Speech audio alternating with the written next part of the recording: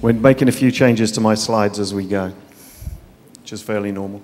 The other interesting fact about General Motors was I spent the 26 years in the purchasing department, or at least purchasing systems in the end. So I'm the CIO for long-term savings, which is a fairly large portion of a company called Old Mutual. We're in financial services, a multi-billion-pound company.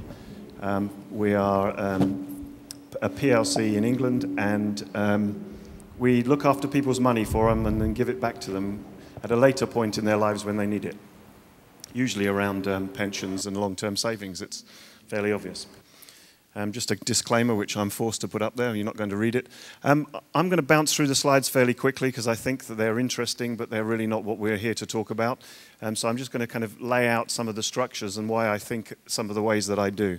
So to start with, I think there's multiple different ways that we can engage in our sourcing strategies.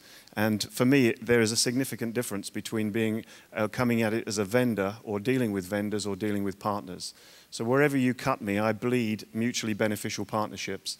And it's the focus of what I think's made some very, very successful partnerships that have delivered significant value to the business. And for me, it's all about how do you set up the customer to be as successful as they possibly can so that you can actually add value to the organization. And that's really what mutually beneficial partnerships is about. Now, they promised me these slides weren't going to build, but they do. Customers typically approach sourcing, and I apologize for those people who I'm going to generalize over the top of, typically approach sourcing as a zero-sum game. So for customers, ultimately, it's about cost. And what that does is it drives an interesting set of behaviors that usually end up with us not being very productive. So for me, there's a significant number of issues that come with that approach, and I'm going to share the slides with you later rather than talk to them now. And suppliers also seem to, or can approach the market as a zero-sum game, and for them, it's ultimately about profit.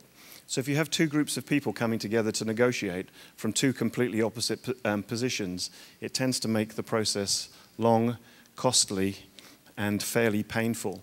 But more important than that, once you actually sign the deal and you create the contract, both sides seem to back away from it and then have a bunch of really good reasons why it's the other person's fault if something goes wrong.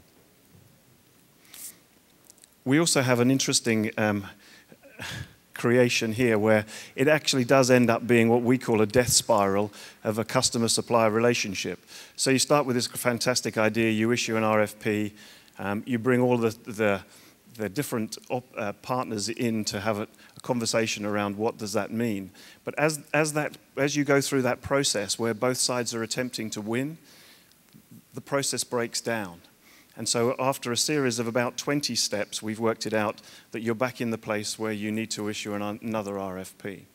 And I personally think that there's a different way of doing it. So what I'd like to talk about is mutually beneficial partnership. And what does that look like?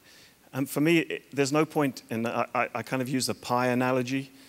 My partners tend to want to come and get a bigger slice of the pie. So here's my IT spend, and they actually start a significant amount of infighting when they're competitors, going for larger and larger pieces of the pie. And what I would rather is, well, first of all, I've decided on the size of the pie for each of them.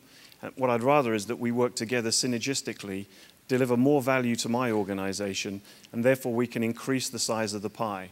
And by increasing the size of the pie, deliver more value to my organization, but the piece around the edge becomes the win-win for the partners as well. It takes an awful lot more effort to do that.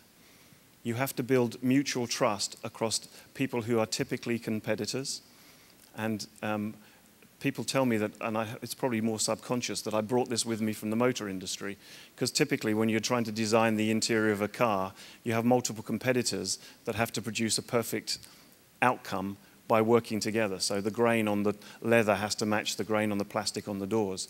And I've kind of got that approach with getting partners together to work out how, without me necessarily creating an RFP and sending out or getting my architects to spend rather a long time and rather a lot of money to create a very complicated RFP. I would much rather they work together using their IP to actually deliver the best benefit for both parties. So it takes a mutual trust, and the only way you're going to get trust is you have to trust somebody first. So you have to believe that your partners want the same outcome as you do. You have to spend quite a lot of time painting pictures and telling stories and making sure that they understand where your business is going and why what we're doing is important to the business. You have to have a strong network of partners that are capable of working with each other. And for me, there is always breakdowns, but you have to use those breakdowns to create real opportunities. Every time something goes wrong and you get the team together and actually start looking at how you can fix it, you'll be surprised how quickly you can come up with a better outcome. We also have a pretty strong no-blame culture. So when something goes wrong, there's absolutely no way that I'm going to go and stand up in front of my board and tell them that this supplier or the other didn't deliver, because at the end of the day, we all know who's ultimately responsible for making sure that they do. So we've kind of worked out a scale that says that most of our suppliers or most of our partners want to be at what we call up the food chain. They want to be as close to us as they possibly can. They want to understand our business as much as they can. But it gets to be quite different, a different approach whether you have a partner or you have a vendor. In my view, a vendor is somebody who, you put your dollar into, oh, you haven't got dollars, have you?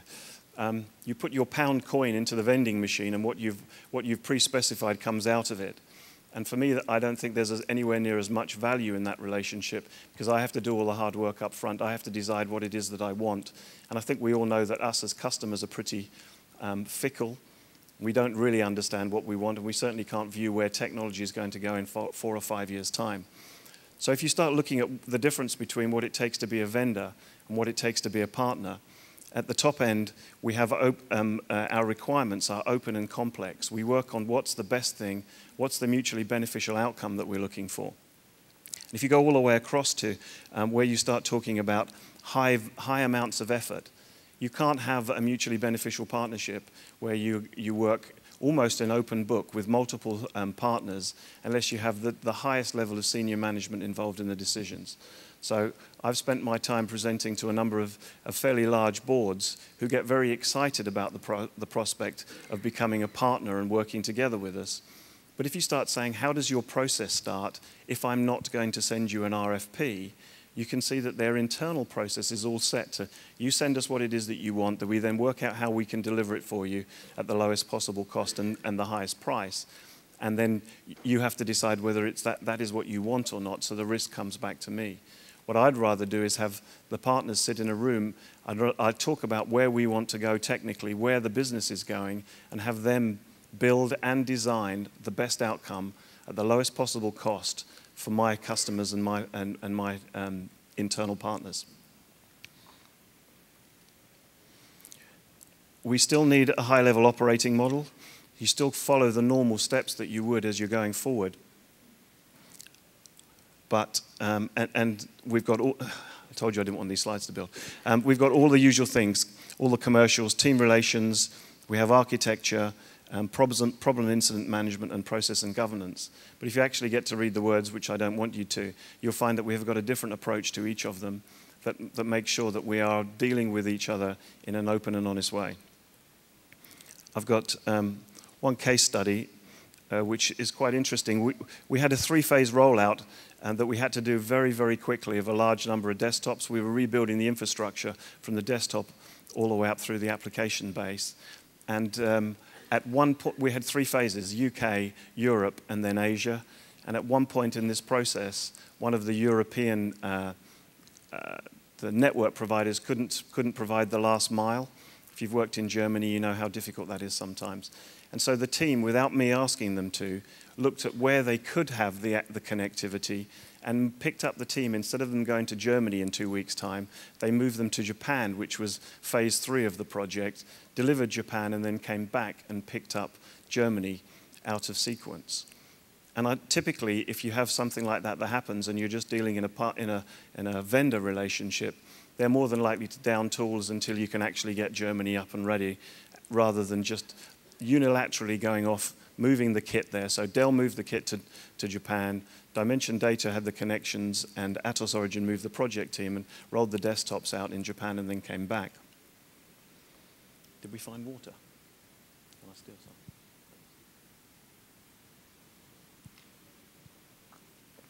Excuse me. And right at the moment, we're working with Dimension Data, HCL, T-Systems, and us to look at our complete infrastructure technology. And we've created what are the 5 different stacks. And that group are jointly designing and working out how they deliver those for the best value for me and my organization. But they're actually working together synergistically. We've got joint design teams, joint architecture teams that are looking at how's the best way that we can deliver this at the lowest cost? How can we work together? And interestingly enough, when we actually start going through the discussions and creating the contracts individually, because obviously we have individual contracts between them and Old Mutual, we actually have to start engaging with the other partners to make sure that we are still being mutually beneficial, that we're not excluding any one partner or the other. Oh, very good. So this is our binding contract. It actually says it's a non-binding contract, but what we set in a room, and the original idea was that we were going to sit and talk about how do we make this work, and how much were we going to take out of the running cost of my IT infrastructure. And we had senior execs from each of the 3 partners and some guys from within Old Mutual. And the idea originally was it was about an hour and a half's meeting to nail this. 7.5 hours later, we came out saying that between us, we were going to take 30% out of the infrastructure cost for my company. Now, the interesting thing was, I don't think anybody around that table knew how we were going to do it. But we all made a commitment because it was pretty important to us as a business that we reduced our infrastructure cost. And when you started looking at how I was structured, there's tons and tons of opportunity. So we actually created it. That's about the size of the document that we signed. And everybody has signed that and signed up to delivering 30% out of my infrastructure cost. It does say that it's, at the bottom it says not a legally binding document, and in red underneath it somebody's written may contain nuts, and then somebody's crossed that out and says does contain nuts.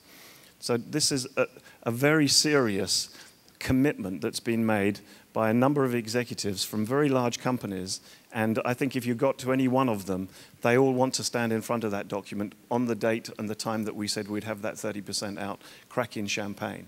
And the truth is we're probably halfway through the process and we still don't know how we're going to deliver it. But every time we do a check-in, we're still committed to delivering that amount of savings to my organization. And we're doing it together. We're finding ideas that can help each other. We're moving pieces of business around from one of the partners to the other because it actually makes sense and somebody else within the partnership can do it quicker. I'm running out of time. So, we've gone from a zero-sum game of winners and losers focused on short-term revenue to much more a collaborative partnership. And I just want to spend 2 minutes talking about something that has happened within that partnership. We got to a point where we allowed the lawyers to start, from each company to start creating the contracts. They ended up with 6 non-negotiable points on either side that tied the project up for about 6 weeks. And when you actually started reading the documentation and all the legalese, you thought you got a massive problem. So when we, the leadership, found out on both sides that we had a challenge in this space, we sat in a room for about 4 hours and gave direction on every single one of those non-negotiable areas so that within 4 hours, the whole roadblock was broken and we moved forward. And we did that by saying, we're not negotiating here. We're 2 companies who want a mutually beneficial outcome and lost where I was going. Want a mutually beneficial outcome for, so we're having a discussion rather than a negotiation. I apologize for that. So, and when you start saying, what is it do you want? So you take one of their immovable objects and say, what is it you're actually looking for there? What is the commitment that you're looking for from me? Every single one of them, when we had an open conversation around what they were looking for or what I was looking for, went away. And as a result, we created a 3 or 4 page document that we gave back to the lawyers, back to the team that were doing the commercials, and it broke the roadblock and we're now moving forward much faster. And I think if we hadn't done that, we would still be here arguing about different clauses and different impacts. So the lesson learned for me is you have to decide what you want as a business before you get the lawyers in. You're going to hear that from all of my colleagues on the panel today as well. That's me done. Thank you very much.